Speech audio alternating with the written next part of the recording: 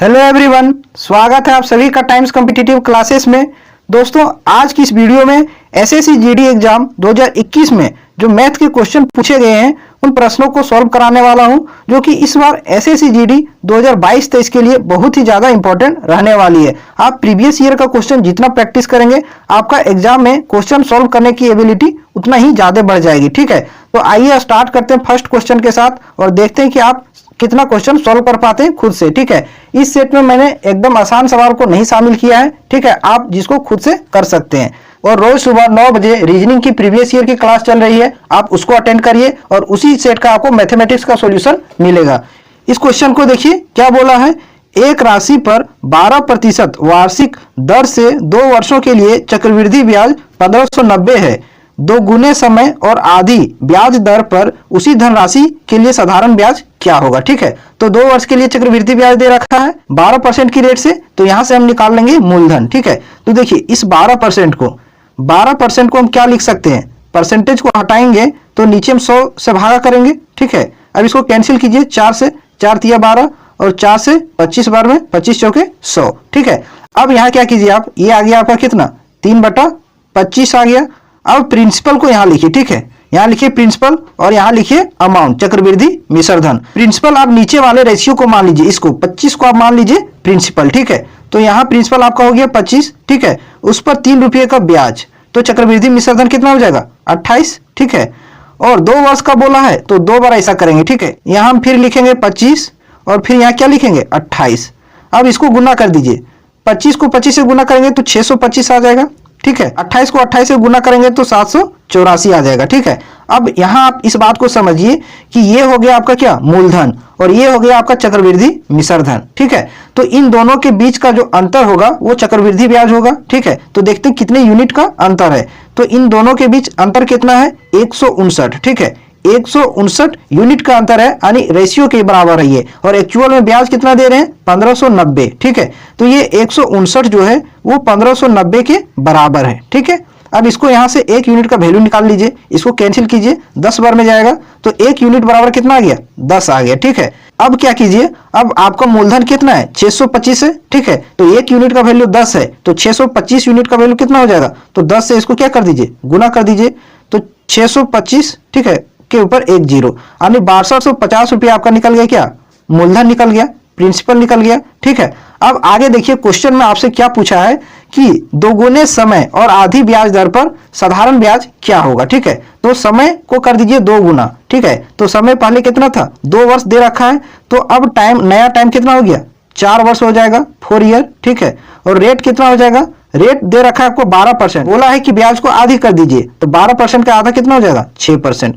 तो आपका टाइम है, ब्याज की दर पता है और मूलधन पता है, तो आप यहां से साधारण ब्याज निकाल सकते हैं आसानी से। साधारण ब्याज बराबर क्या होता है मूलधन गुना समय, तो मूलधन कितना है 6250, मूलधन गुना समय 4 वर्ष गुना दर 6 और बटा 100। अब इसको कैंसिल कर दीजिए। ठीक है, तो 1 जीरो से 1 जीरो कैंसिल हो गया, इसको काटिए 2 से, 2 दूना 4, 2 पचे 10, इसको 5 से कैंसिल कीजिए, 5 एकम 5, 5 दूना 10, 2 बच गया 25 25, 125 आ गया। ठीक है, 125 गुना 2 कीजिए, कितना हो जाएगा 250। ठीक है, 250 और फिर है ऊपर में 6, तो गुना 6 कर दीजिए, तो कितना आ जाएगा आपका 250 गुना 6, तो 25 छके 150 के ऊपर 1 जीरो, यानी 1500 आपका आ गया क्या साधारण ब्याज। आई होप अच्छे से समझ में आया होगा। मैंने क्या किया है 12% का फ्रैक्शन वैल्यू निकाला, तो कितना आ गया 3, तो नीचे वाले वैल्यू को हम क्या मान लिए प्रिंसिपल 25 को। ठीक है, तो 25 पर 3 रुपये का ब्याज, तो 28 हो गया आपका क्या चक्रवृद्धि मिश्रधन। तो 2 बार पूछा था,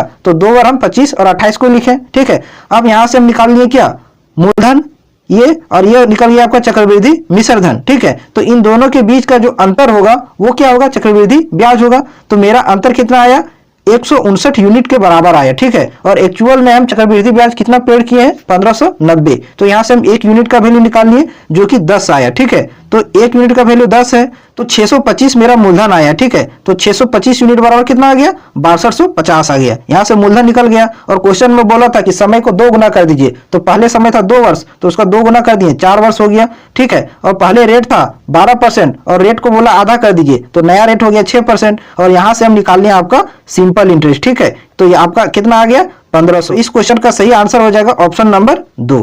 ठीक है, अब चलते हैं अगले सवाल पर।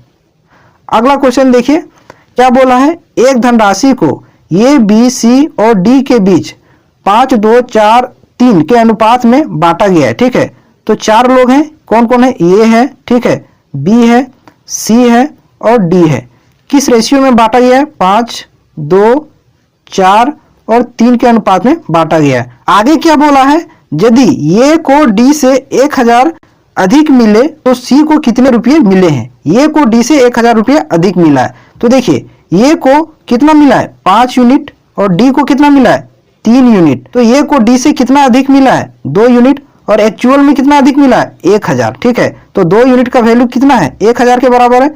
अब यहां से कैंसिल कीजिए, ठीक है, तो 2 से जाएगा कितना बार में, 500 बार में, तो 1 यूनिट का वैल्यू कितना आ गया, 500। तो आपसे पूछा है कि सी को कितने रुपये मिले हैं, तो सी को कितना मिला है, 4 यूनिट। तो 1 बराबर 500, तो 4 यूनिट बराबर कितना हो जाएगा, 500 गुना 4। ठीक है, तो कितना हो जाएगा, 5 चौके 20, 2000 रुपया सी को मिला है, जो कि ऑप्शन नंबर 2 में दिया हुआ है। तो ये थोड़ा आसान सवाल था, ठीक है, इसको आप खुद भी कर सकते थे। अब चलते हैं अगले सवाल पर, नेक्स्ट क्वेश्चन पर। अगर चीजें अच्छी से समझ में आ रही हो तो वीडियो को जरूर लाइक कीजिएगा और शेयर कीजिएगा, और चैनल पर नए हैं तो चैनल को जरूर सब्सक्राइब कीजिएगा। इस सवाल को देखिए, टाइम एंड वर्क का है। क्या है, ये किसी कार्य को 25 दिन में पूरा कर सकता है। ठीक है, बी उसी कार्य को 30 दिनों में पूरा कर सकता है। तो लिखते हैं पहले, ये जो है वो कितना दिनों में कर रहा है, ये 25 दिनों में पूरा कर सकता है, और बी आपका कितने दिनों में, बी 30 दिनों में कार्य को पूरा कर सकता है। आगे बोला है यदि दोनों एक साथ मिलकर 5 दिन तक कार्य करते हैं। ठीक है, तो सबसे पहले इसका हम एलसीएम ले लेते हैं, 25 और 30 का कितना आ जाएगा, 25 और 30 का एलसीएम 150। ठीक है, तो यहां से हम ए की कार्य क्षमता निकाल लेंगे, तो 25 छके 150, ए की कार्य क्षमता 6 और 30 पचे 150, बी की कार्य क्षमता 5 हो गई। ठीक है, बोला है कि यदि ए और बी साथ में मिलकर 5 दिन तक कार्य करते हैं, ठीक है, तो कार्य का कितना हिस्सा शेष बच जाएगा। तो इन दोनों जो है वो 5 दिन तक कार्य किए हैं, तो देखिए ए की कार्य क्षमता कितना है, 6 है, और बी की कार्य क्षमता 5। तो दोनों जब साथ में काम करेंगे तो दोनों की कार्य क्षमता जुड़ जाएगी, 6 5 11। और कितने दिन तक काम किए, 5 दिन तक। ठीक है, तो कितना काम कर दिए हैं, 11 पचे 55 काम इन लोगों कर दिए। ठीक है, तो 55 काम इससे घटा दीजिए, कुल काम 150 में से। ठीक है, तो कितना काम बच जाएगा, 95 काम, इतना काम ये बच गया है। ठीक है, लेकिन आपसे पूछा क्या है कि कार्य का कितना हिस्सा शेष बचा है, कितना पार्ट जो है वो कार्य का शेष बच गया है। ठीक है, तो बचा है काम कितना, 95। ठीक है, कितना में से, 150 में से, क्योंकि कुल कार्य कितना है 150, और 150 में से 95 बच गया है। तो इस प्रकार से हम इसका हिसाब निकाल सकते हैं कि कितना हिस्सा शेष रह गया है। अब इसको कैंसिल कीजिए, देखिए 5 से कैंसिल कीजिए, 19 पचे 95, 5 से इसको कैंसिल कीजिए, 30 बार में जाएगा। ठीक है, तो कितना आ जाएगा आपका 19/30, 19/30 शेष काम बच गया। ठीक है, आप इसको ध्यान में रखिएगा, ऑप्शन नंबर 1 इस क्वेश्चन का सही आंसर होगा। ठीक है, अब चलते हैं अगले सवाल पर, नेक्स्ट क्वेश्चन पर। इस क्वेश्चन को सॉल्व करिए, देखिए इसका सही आंसर क्या हो सकता है। एक व्यक्ति को एक वस्तु 7281 में बेचने पर 10% की हानि होती है, तो 10% लाभ प्राप्त करने के लिए उसे वस्तु को किस कीमत पर बेचना चाहिए। तो आसान सवाल है। ठीक है, कितना में बेचा है, 7281 में। ठीक है, लेकिन 10% का हानि हो गया है, यानी 7281 जो है वो 90% बराबर है। ठीक है, तो बोला है कि 10% लाभ कमाने के लिए इसको किस कीमत पर बेचना चाहिए। ठीक है, तो 10% लाभ आने के 110%, तो 110% बराबर कितना, एक लाइन में आंसर आप कर सकते हैं। अब इसको कैंसिल कर दीजिए, 1 0 से 1 0, 9 से काटिए, 9 8 72। ठीक है, 0 9 9 81, तो 809 गुना 11 कीजिए, कितना आ जाएगा, 11 9 99 और 11 8 88। ठीक है, 8899 इसका सही आंसर हो जाएगा, जो कि ऑप्शन नंबर 2 में दे रखा है। ठीक है, नेक्स्ट सवाल पर आते हैं। इस सवाल को देखिए, इसका सही आंसर क्या हो सकता है। ये भी टाइम एंड वर्क का है और काफी बेहतरीन लेवल का क्वेश्चन है। ठीक है, आप यहां से अगर क्वेश्चन प्रैक्टिस कीजिएगा तो अच्छे अच्छे क्वेश्चन में प्रैक्टिस कराऊंगा। ठीक है, मैं एकदम जो आसान सवाल होता है उसको मैं नहीं लाता हूं, जो थोड़ा मॉडरेट टाइप में सवाल है उस सवाल को मैं आपके सामने ला रहा हूं। ठीक है, इस सवाल को देखिए क्या बोला है, ये प्रतिदिन 6 घंटे कार्य करके किसी कार्य को 15 दिन में कर सकता है। ठीक है, और बी इसी कार्य को प्रतिदिन 5 घंटे कार्य करके 10 दिनों में कर सकता है। तो देखिए ये प्रतिदिन कितना घंटे काम कर रहा है, 6 घंटे कर रहा है। ठीक है, 6 घंटे कर रहा है, और कितना दिन कर रहा है, 15 दिन। ठीक है, तो कितना काम ये कर देगा, 90 काम, ठीक है। और बी देखिए, बी सेम उसी प्रकार से, बी जो है प्रतिदिन 5 घंटे काम कर रहा है और 10 दिन ये काम कर रहा है, तो कितना काम ये कर देगा, 50 काम, ठीक है।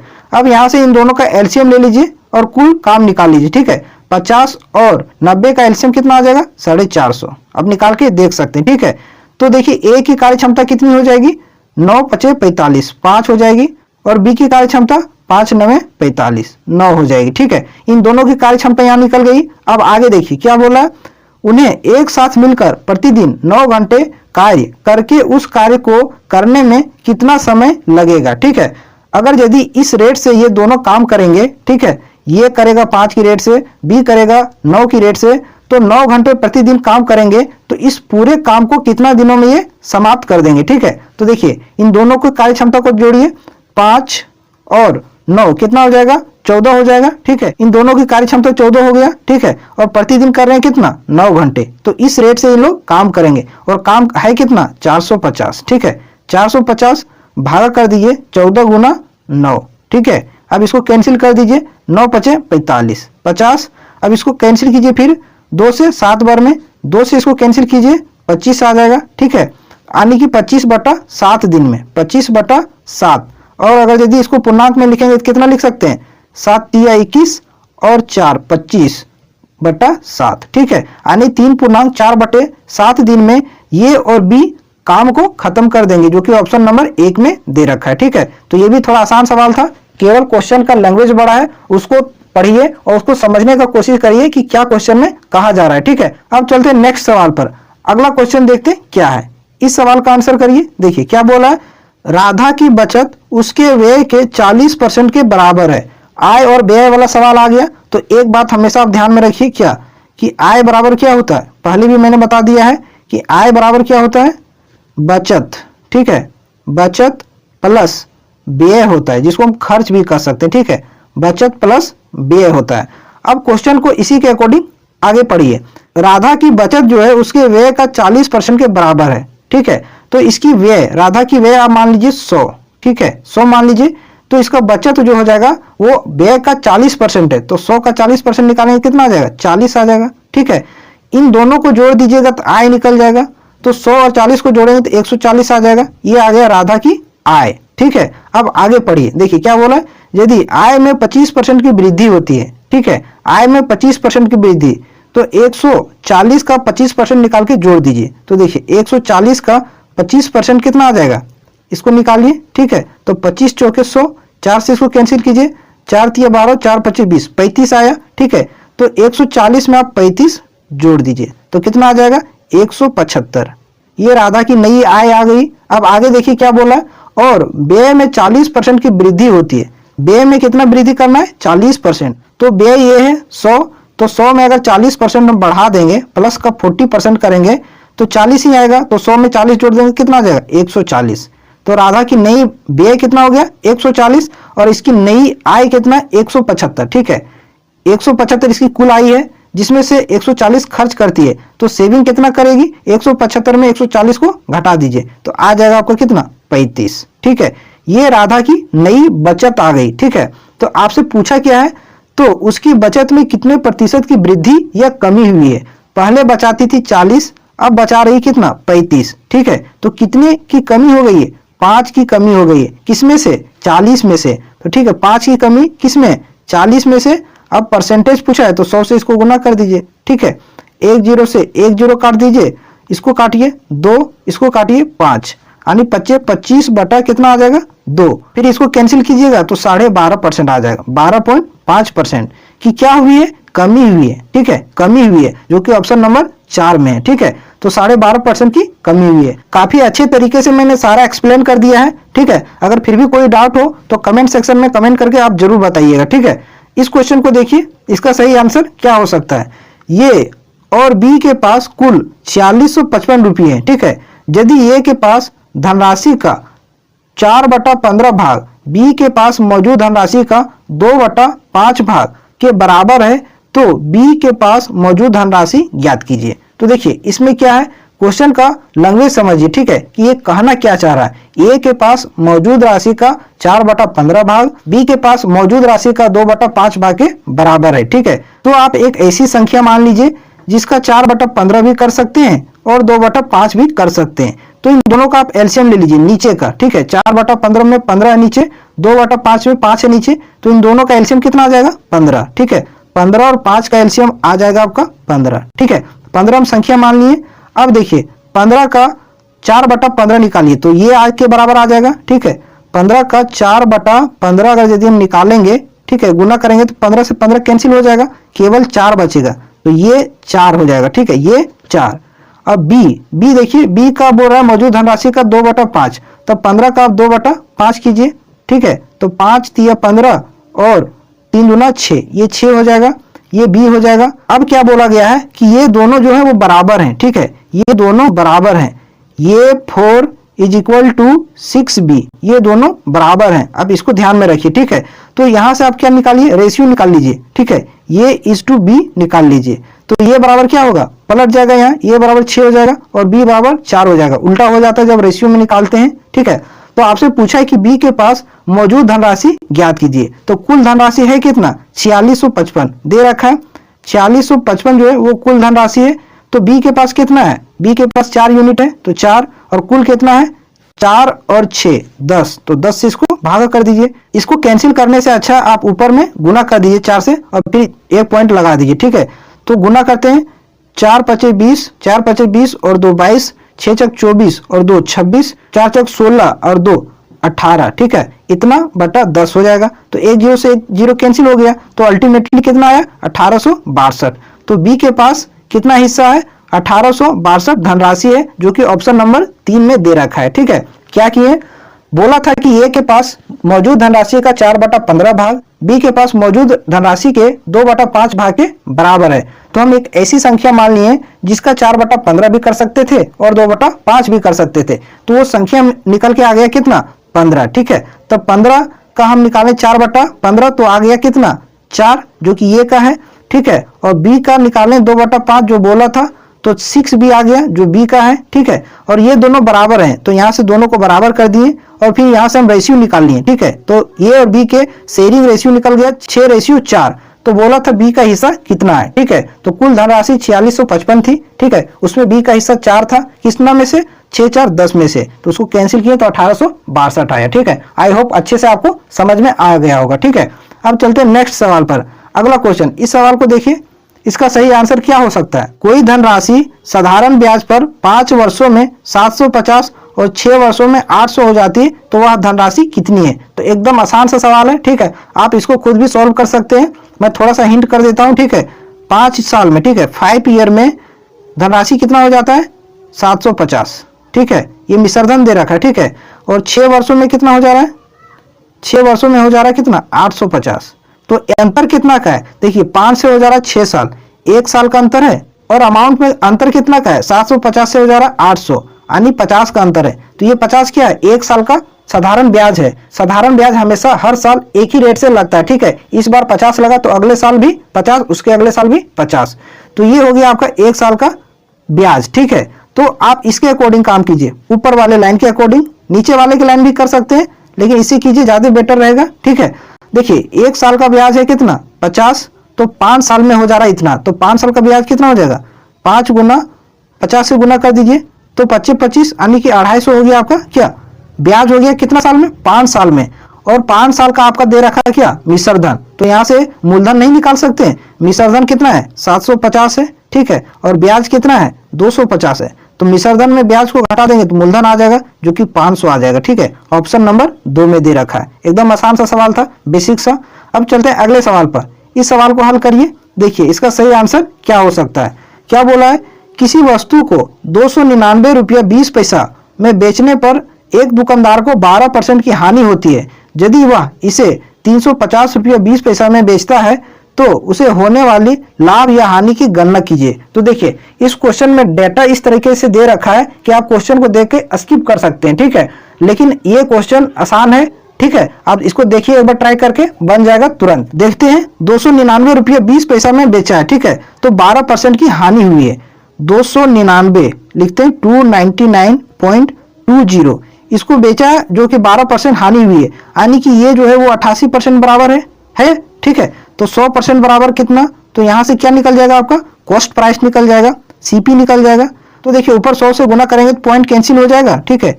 तो आपका हो जाएगा 29920 ठीक है। अब बटा 88 इसको काटिए, कट जाएगा। देखिए 11 से कैंसिल कीजिए, 11 8 88 इसको भी कैंसिल कीजिए, 11 दूना 22, 7 बच गया 79 हो गया, 11 7 77 2 हो गया, 11 दूना 22 इतना आया। फिर इसको 8 से कैंसिल कीजिए ठीक है। तो 8 दिए 24, 3 बच गया 32, 8 चौके 32, 340 आ गया ठीक है। तो वस्तु का क्रय मूल्य कितना आ गया, सीपी आ गया आपका 340, 340 आपका आ गया क्या सीपी। अब बोल रहा है कि इसको 350 रुपये 20 पैसा में बेचने पर कितना, 350 रुपया 20 पैसा में बेचने पर कितने प्रतिशत की लाभ या हानि होगी। तो क्रय मूल्य कितना है, क्रय मूल्य आपका निकल के आ गया 340 और विक्रय मूल्य 350, तो लाभ कितना हो रहा है 10 रुपया 20 पैसा का। घटा दीजिए आपस में, 10 रुपया 20 पैसा का लाभ हो रहा है। तो प्रॉफिट परसेंट बराबर क्या होता है, यानी लाभ प्रतिशत बराबर क्या होता है, लाभ गुना 100 ठीक है। अब बटा क्रय मूल्य कितना है 340 ठीक है।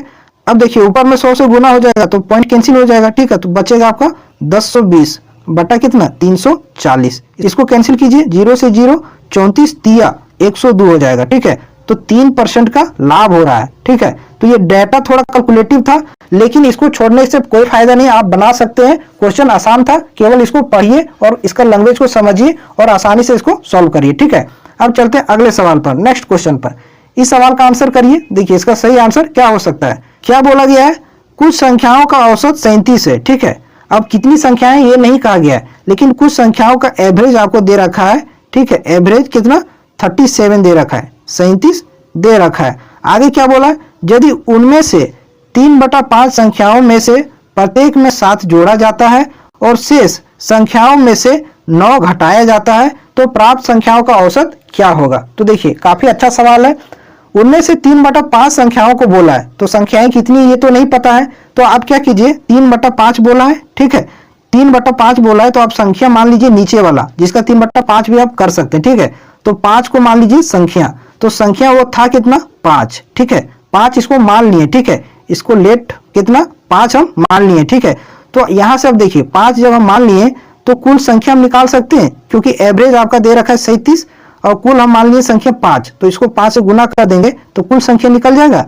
तो देखिए 7 5 35, 5 दिया 15 और 3 18, 185 ये कुल संख्या है ठीक है। इसको ध्यान में रखिएगा। अब इस पर आइए, माने संख्या कितना 5, तो इसमें बोला क्या है, यदि उनमें से 3/5 संख्याओं में से प्रत्येक में 7 जोड़ा जाए, 5 माने हैं तो इसका 3/5 निकालिए, 5 से 5 ये कैंसिल हो जाएगा तो 3 आ जाएगा, तो 1 आ जाएगा आपका 3 ठीक है। इन प्रत्येक में 7 जोड़ा है ठीक है। तो ये 3 में 7 जोड़ेंगे 3 बार तो कितना जोड़ेंगे 21 जोड़ेंगे ठीक है, प्लस का 21 ठीक है। आगे बोला है शेष संख्याओं में से प्रत्येक में 9 घटाया गया है, तो शेष संख्या कितना है, माने थे कुल कितना 5, उनमें से 3 का तो हो गया तो बचा कितना 2।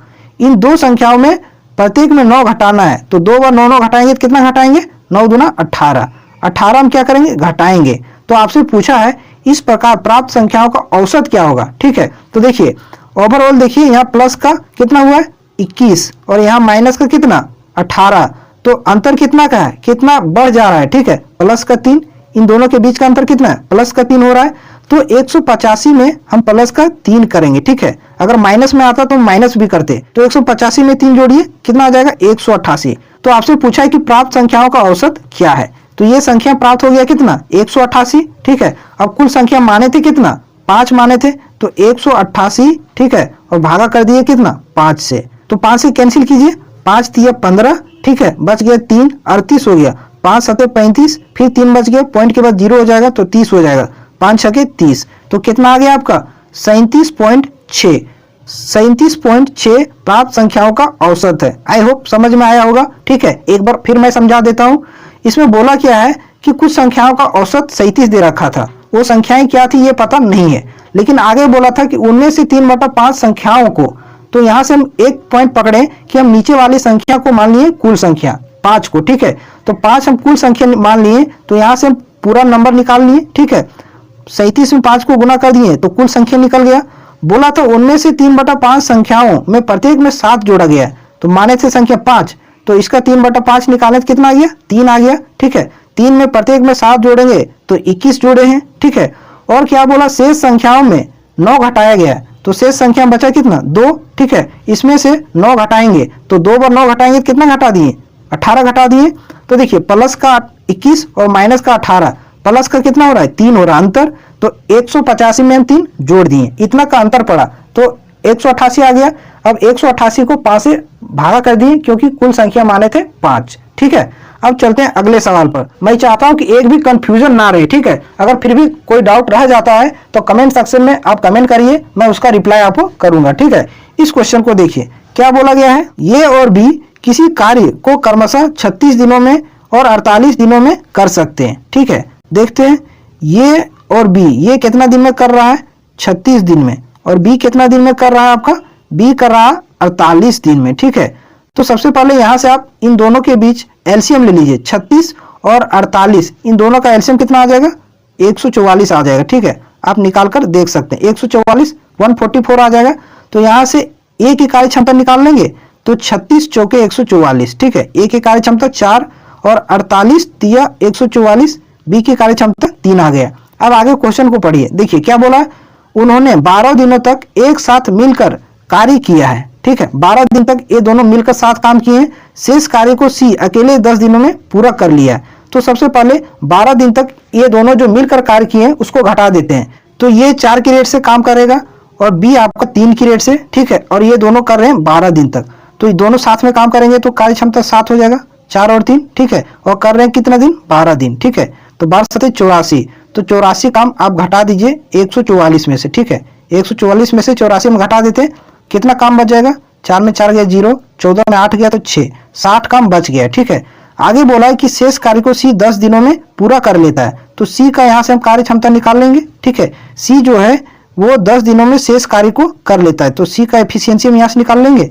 60 काम है और ये 10 दिनों में कर ले रहा है। ठीक है, तो इसको कैंसिल कीजिए, कितना आएगा 6, तो सी की कार्य क्षमता कितना हो गया, 6 हो गया। ठीक है, आगे देखिए अब क्वेश्चन क्या बोला है, ये और सी एक साथ मिलकर मूल कार्य के 62.5% हिस्से को कितने दिनों में पूरा करेंगे। तो यही आप फंस जाइएगा, 62.5%, इसका मतलब क्या होता है। तो सबसे पहले आप इस बात को समझिए कि 62.5% का मतलब क्या होता है।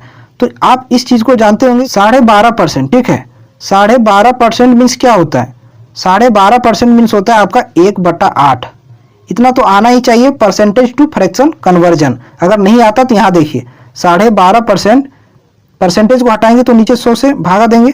ठीक है, इस पॉइंट को हटाएंगे तो यहाँ एक और 0 हो जाएगा। मैं ऐसा क्यों कर रहा हूँ वो आपको आगे पता चल जाएगा। ठीक है, इसको कैंसिल कीजिए, 25 50 125, 25 चौके 100, फिर इसको कैंसिल कीजिए तो 25 80 40, 1/8 आ गया। ठीक है, तो इस प्रकार से 12.5% बराबर 1/8 होता है। ठीक है, तो आपको पूछा कि कार्य का 62.5% हिस्से को ये और सी कितने दिनों में पूरा करेंगे। तो देखिए अगर यदि 12.5% में हम गुना कर देते हैं 5 को, ठीक है, तो आ जाएगा आपके कितना, 62.5%। ठीक है, 62.5% आ जाएगा। तो क्या किए हम, गुना 5 करके हम ले आए कितना, 62.5%। ठीक है, तो इसी तरह से 1/8 में हम गुना 5 कर देंगे। ठीक है, तो 1/8 गुना 5 कीजिएगा तो 5/8 आ जाएगा। ठीक है, हम ऐसा क्यों कर रहे हैं, क्योंकि फ्रैक्शन में चीजें निकालने में आसानी होगी। तो ये 62.5% बराबर आ गया 5/8। ठीक है, अब देखिए यहाँ से क्या होगा, यहाँ से आप समझिए चीजों को। बोला है कि मूल कार्य के 62.5% हिस्से को, ठीक है, ये और सी कितने दिनों में काम करेंगे। तो 62.5% बराबर आ गया मेरा कितना, 5/8।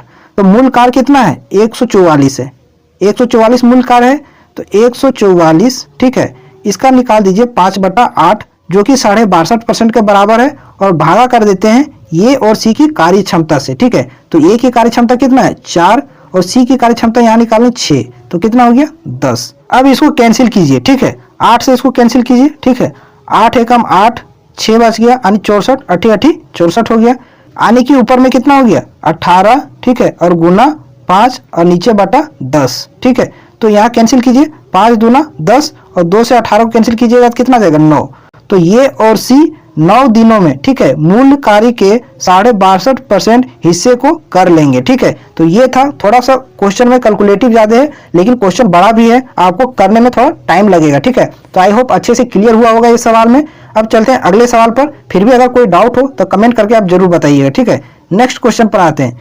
इस सवाल को करिए, देखिए इसका सही आंसर क्या हो सकता है। क्या बोल रहा है, सीता ने 900 में से 756 अंक हासिल किए हैं और उसके भाई अवि ने 500 में से 350 अंक हासिल किए हैं। अवि को कितने अंक और प्राप्त करने चाहिए ताकि उसके और सीता के प्राप्त अंकों के प्रतिशत बराबर हो, परसेंटेज बराबर हो, और कितना अवि को प्राप्त करना चाहिए। तो देखिए सीता, ठीक है, सीता की बात करते हैं।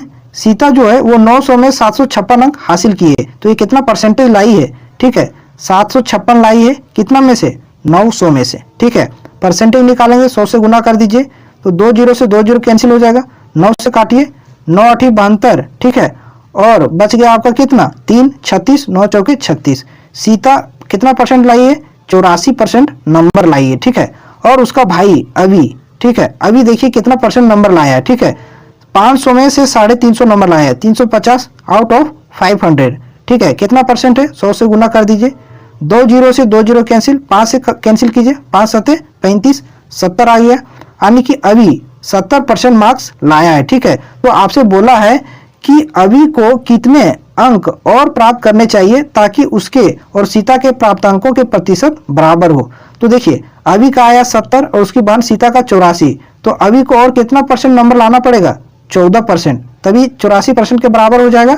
तो ये आपका आंसर नहीं है, परसेंटेज में नहीं पूछा, आपको अंक पूछा है कि कितना नंबर उसको और लाना पड़ेगा। ठीक है, तो 14% और लाना पड़ेगा अवि को, कितना में से, तो अवि का कुल प्राप्तांक कितना था, 500। ठीक है, 500 का आप 14% निकालिए। ठीक है, तो परसेंटेज से 2 जीरो कैंसिल, 14 बचे कितना, 70 अंक और अवि को लाना पड़ेगा, तभी अपनी बहन सीता के बराबर परसेंटेज उसका हो जाएगा। ठीक है, जो कि ऑप्शन नंबर 2 में दे रखा है। नेक्स्ट सवाल पर आते हैं, इस क्वेश्चन का आंसर करिए। देखिए इसका सही आंसर क्या हो सकता है, ये एवरेज का सवाल है, आप इसको कर सकते हैं खुद से भी। देखिए क्या बोला है, विवाह के समय एक पति और उसकी पत्नी की औसत उम्र 20 वर्ष है। ठीक है, तो हस्बैंड और वाइफ की एवरेज एज विवाह के समय कितना है, 20 है, तो कुल कितना हो जाएगा, 2 लोग हैं तो 2 से गुना कर दीजिए। तो विवाह के समय उन दोनों की आयु कितना है, 40 वर्ष है। इन दोनों की आयु का योग कितना है, 40 वर्ष है। ठीक है, आगे पढ़िए, 6 वर्ष बाद 2 वर्ष का बच्चा है। ठीक है, तो परिवार की वर्तमान औसत आयु क्या है, 6 वर्ष बाद, तो 6 वर्ष बाद पति भी 6 वर्ष बढ़ेगा और पत्नी भी 6 वर्ष बढ़ेगी, आने की कुल कितना बढ़ोतरी हो जाएगी, 6 और 6 12 वर्ष, और 2 साल का बच्चा भी है। ठीक है, तो 2 वर्ष और जोड़ दीजिए, तो कुल कितना बढ़ोतरी हो गया, 14 वर्ष।